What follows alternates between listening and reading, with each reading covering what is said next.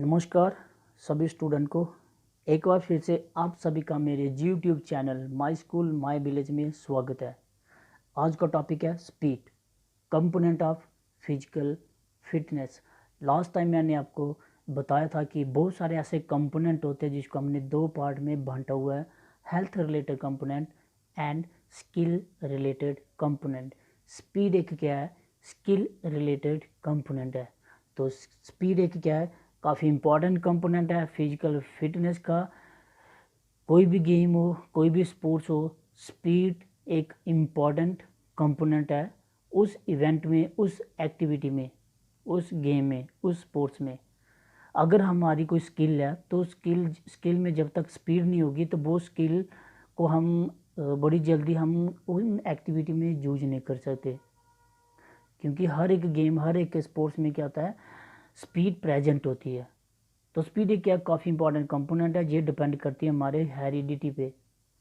अगर हमें इन्वायरमेंट काफ़ी अच्छा मिले, काफ़ी अच्छी हमें ट्रेनिंग मिले, अच्छे कोच मिले, तो हम स्पीड को इंक्रीज कर सकते हैं। और इन्वायरमेंट भी स्पीड पे अफेक्ट करता है।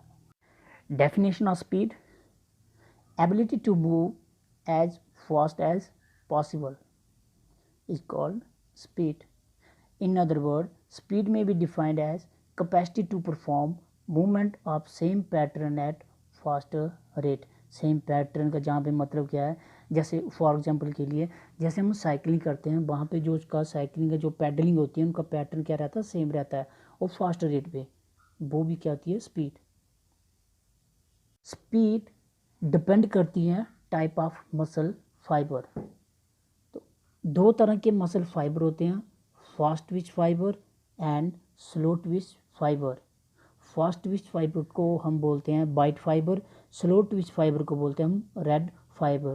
पहले हम इसको शॉर्टली हम समझ लेते हैं दोनों का डिफरेंस क्या, उसके बाद हम पूरा इसको एक्सप्लेन करेंगे। फास्ट ट्विच फाइबर कौन से होते हैं, बाइट फाइबर। जो बाइट फाइबर क्या होते हैं, कंट्रैक्ट, ये बड़ी जल्दी कंट्रैक्ट करते हैं और मैक्सिमम फोर्स के साथ, वो जल्दी और फास्टली क्विकली ये क्या हो जाते हैं, थक जाते हैं, क्योंकि इसमें इसके अंदर कौन सी रेस्पिरेशन होती है, एनरोबिक। इसके अंदर एनरोबिक प्रोसेस चलता है, इसलिए ये मसल कंट्रैक्ट रैपिडली करती है और जल्दी थक जाते हैं। स्लो ट्विच फाइबर, जिसको हम रेड फाइबर बोलते हैं, ये मसल कंट्रैक्ट स्लोली करते हैं और इसी स्लोली की वजह से ये लंबे समय तक काम करते रहते हैं और लेस फोर्स प्रोड्यूस करते हैं।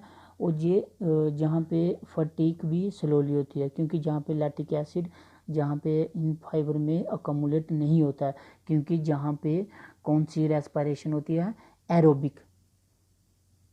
ठीक है, जिन दोनों में डिफरेंस है। फास्ट में क्या होता है, कंट्रैक्ट रैपिडली, स्लो में क्या होता है, contract slowly.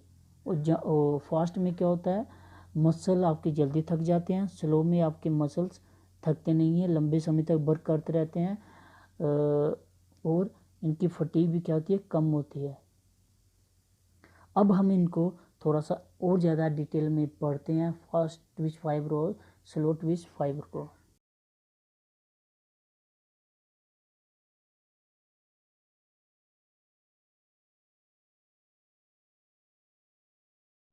Fast twitch fibre is also known as white muscle fibre.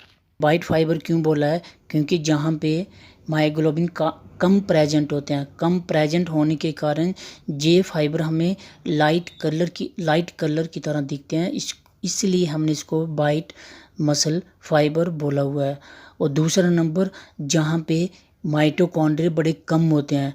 Basically mitochondria का फंक्शन क्या होता है कि जो हम न्यूट्रेंट लेते हैं उसको न्यूट्रेंट को कन्वर्ट कर देते हैं एटीपी। मतलब माइटोकॉन्ड्रिया का फंक्शन होता है एनर्जी प्रोवाइड करना। तो इन मसल फाइबर में माइटोकॉन्ड्रिया काफ़ी कम प्रेजेंट होते हैं, कम प्रेजेंट होने के कारण तो एनर्जी सप्लाई भी काफ़ी कम होगी। और तीसरा नंबर, जहाँ पे वेल फॉर्म्ड सार्कोप्लाज्म रेक्टिकुलम होते हैं, जो सार्कोप्लाज्मी का फंक्शन क्या होता है कि कैल्शियम आयन को स्टोर करना। तो कैल्शियम आयन का फंक्शन होता है कंट्रैक्शन और रिलैक्सेशन ऑफ मसल्स। तो in fast twitch fibre muscle fibre में क्या होता है, काफ़ी ज़्यादा कंट्रैक्शन होती है, काफ़ी फास्ट कंट्रैक्शन होती है। क्यों फास्ट होती है? क्योंकि जहाँ पे ऑक्सीजन सप्लाई कम हो रही है, तो कौन सा प्रोसेस लग रहा है जहाँ पे? एनरोबिक। क्योंकि जहाँ पे क्या हो रहा है, एनरोबिक प्रोसेस हो रहा है, जहाँ पे ऑक्सीजन सप्लाई बड़ी कम आ रही है, इसीलिए जहाँ पे फास्ट कंट्रैक्शन होती है, कैल्शियम आयन जहाँ पे क्या होता है, काफ़ी यूज होता है, इसलिए जहाँ पे क्या होता है, सार्कोप्लाज्मिक रेक्टिकुलम वेल फॉर्म्ड होते हैं। और फास्ट कंट्रैक्शन होने के कारण जहाँ पे लैक्टिक एसिड अकोमुलेट हो जाता है इन मसल फाइबर में, और ये मसल फाइबर जल्दी क्या हो जाती है, थक जाती है। और ये जो मसल फाइबर और innervated by thick and fast conducting nerve fibre, इसके राउंडेड क्या होता है, फास्ट कंडक्टिंग नर्व फाइबर होती हैं। Slow twitch fibre is also known as red muscle fibre. इसको हमने रेड मसल फाइबर इसलिए बोला है क्योंकि जहाँ पे हाई कंटेंट ऑफ पिगमेंट होती है, जिसको हम बोलते हैं मायोग्लोबिन। मायो का मीनिंग होता है मसल्स। ये जो पिगमेंट होती है, ये हमारी मसल्स में होती है। इसका जो फंक्शन होता है ऑक्सीजन को स्टोर करना, कैरी करना, स्टोर करना मसल सेल में। दूसरा नंबर, जहाँ पे जो माइटोकॉन्ड्रिया होते हैं वो भी काफ़ी ज़्यादा होते हैं। माइटोकॉन्ड्रिया का फंक्शन क्या होता है, एटीपी सप्लाई करना। तो तीसरा नंबर, जहाँ पे पोलीफॉर्म्ड सार्कोप्लाज्मिक रेक्टिकुलम होते हैं, जो सार्कोप्लाज्मिक रेक्टिकुलम का फंक्शन होता क्या है, कैल्शियम आयन को स्टोरेज करना। तो जितने ज़्यादा sarcoplasmic reticulum calcium ion produce करेगा, तो उतनी ज़्यादा हमारी क्या होती है, कंट्रैक्शन होती है। तो रेड मसल फाइबर में क्या होता है, पुअरली फॉर्म्ड होते हैं सार्कोप्लाज्मिक रेक्टिकुलम, जहाँ पे कैल्शियम आयन कम प्रोड्यूस होते हैं। कम प्रोड्यूस होने के कारण जहाँ पे मसल कंस्ट्रक्शन क्या होती है, स्लोली होती है। कंट्रैक्शन है, रिलैक्शन जहाँ पे क्या होता है, स्लोली होता है।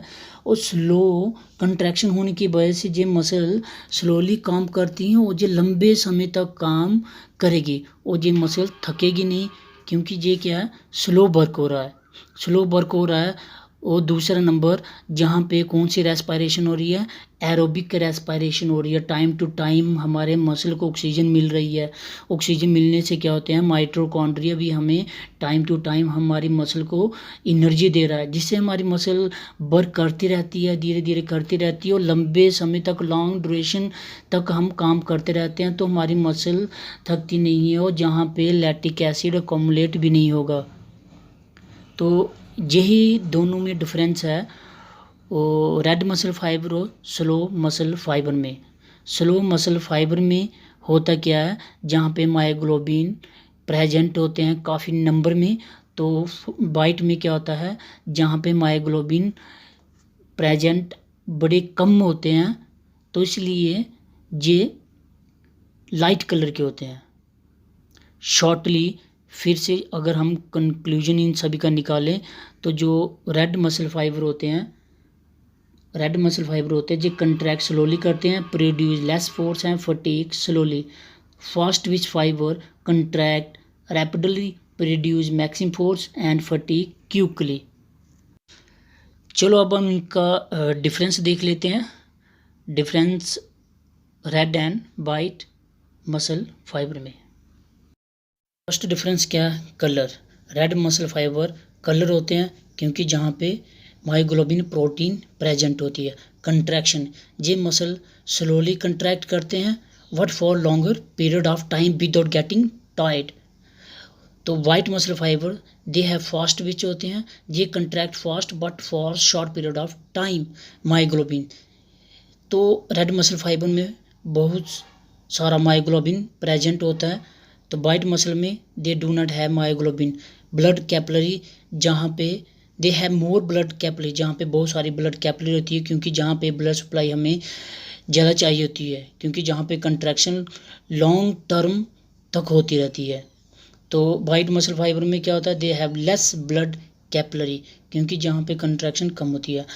और आगे माइटोकॉन्ड्रिया, रेड मसल फाइबर में माइटोकॉन्ड्रिया के नंबर काफ़ी ज़्यादा होते हैं as compared to white muscle fibre. Sarcoplasmic reticulum red muscle fibre में जितनी ज़्यादा ये डेवलप नहीं होते हैं as compared to white muscle fibre. White muscle fibre में क्या होते हैं, they have more sarcoplasmic reticulum होते हैं। तो डायमीटर की बात करें तो रेड मसल फाइबर थीन होते हैं, तो वाइट मसल फाइबर थोड़े से थिकर होते हैं। इसका मतलब डायमीटर रेड मसल फाइबर का स्मॉलर होता है देन वाइट मसल फाइबर से। अकोमुलेशन ऑफ लैक्टिक एसिड, जहाँ पे रेड मसल फाइबर में लैक्टिक एसिड अकोमुलेट नहीं होता मसल में, क्योंकि ये मसल स्लोली काम करती है, इसलिए जहाँ पे लैक्टिक एसिड अकोमुलेट नहीं होगा। वाइट मसल फाइबर में क्या होता है, ये मसल फास्ट कंट्रैक्ट करती है विदाउट यूज ऑफ ऑक्सीजन, तो इसलिए जहाँ पे लैक्टिक एसिड अकोमुलेट होगा। Thanks for watching. अगर आपको वीडियो अच्छी लगी हो इसे लाइक, सब्सक्राइब और शेयर ज़रूर करें ताकि मुझे मोटिवेशन मिले।